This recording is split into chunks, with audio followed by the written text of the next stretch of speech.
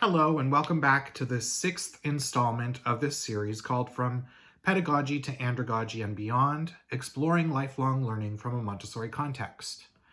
I am filming here from the beautiful land of the Six Nations of the Grand River and the Mississauga of the Credit First Nation, who hold the treaty with the Crown for these lands. I also remember the chain of Anishinaabe ancestors who served through time immemorial as the stewards of this land, and remember myself as a white settler in this place with much to learn and one who needs to walk the land with care, with curiosity, and with an open heart. If we take a step back and consider what takes the center position in modern education, we have seen the following: the curriculum, the subject, at what age, given at what age, and how it's given. We might see the standardized test, how to perform well and produce the metrics needed for a program to look successful. We might see some scaffolding, what a person needs to know now in order to go on to the next level and build up that way. We might see learning itself, the act of learning some basic skill set, or we may see political interests, the politics of education. Progressive educationalists are connecting teachings more to a practical end, helping students engage with learning for life. Remember that we said pedagogy, by etymology, represents pedos, child, and gogos, leading. So pedagogy is child leading. Andragogy, by etymology, is man leading. We might consider the word adult instead of man.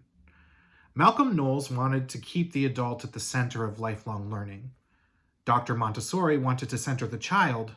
However, she also had a grand vision for education, and it's that vision we want to explore a little bit more now. She was nominated for the Nobel Peace Prize 3 times for her work, saying, "Averting war is the work of politicians. Establishing lasting peace is the work of education," and that is in her book, Education and Peace. I'd like to end this series by reflecting some more on the idea that education is what can lead us back to peace. This is an old idea, but I want to give it a new name, and that new name is Andragogy. Irene is a Greek word for peace, and it's also the name of the Greek goddess of peace. And of course, gogos means to lead. So I want to think of Andragogy as a way of leading peace. Everything that we've discussed so far in this series leads to this idea that education must lead to an experience of peace.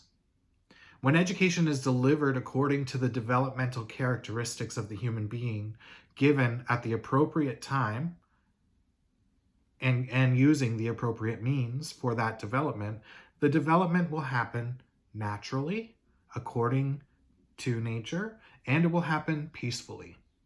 We also know that experience plays an important part of development and also of learning.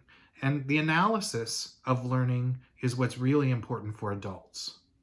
In order to contribute peace outwardly into society at a social level, the individual must first have an experience of what that peace is and what that feels like for themselves so that they can weave that feeling, weave that experience into the fabric of their community, of their society, and into the wider human experience. If every individual is given the opportunity to experience that level of a personal peace, to contribute in a way that connects that peace to their personal experience and then to the entire understanding of what peace is, we will change the idea of peace from one of the absence of war to one where it really means the attainment of the human potential. So Dr. Montessori was nominated for the Nobel Prize for this idea. The idea that when we think about pedagogy or andragogy or education at all, that really what we need to be thinking about is a way to lead peace. What I would like to call Irene Goggy.